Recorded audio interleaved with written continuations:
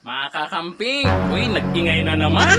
Akalain mo ba naman, kinumpara nila yung Vice President Sara Duterte dun sa dating nanay nila.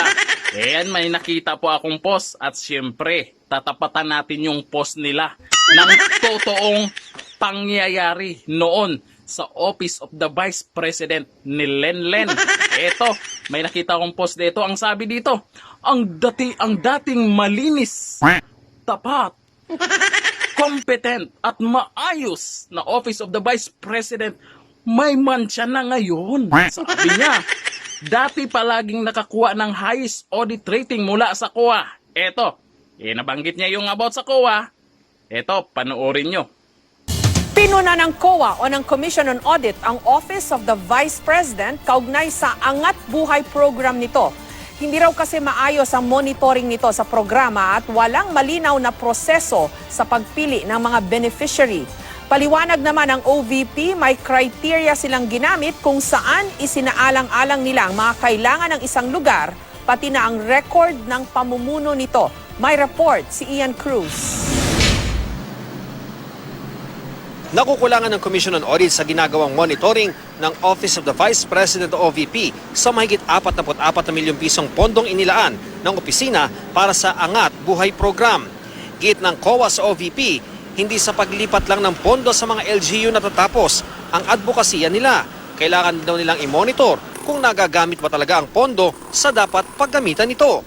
Sa ilalim ng Angat Buhay Program, may mga proyektong tutugon sa food security, edukasyon, kalusugan, at iba pa para masugpo ang kahirapan sa iba't ibang lugar sa bansa. Pero puno ng COA, 19 sa mga benepisyaryong LGU ang bigo makapag-issue ng official receipt para sa nailipat na pondo na aabot sa mahigit 28 milyong piso sa kabuuan.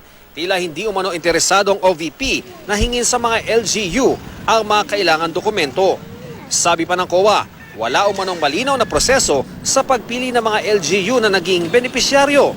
Sagot dyan ng Office of the Vice President, may kriteria silang ginamit kung saan isinaalang-alang nila ang mga kailangan ng isang lugar, pati record ng pamumuno nito.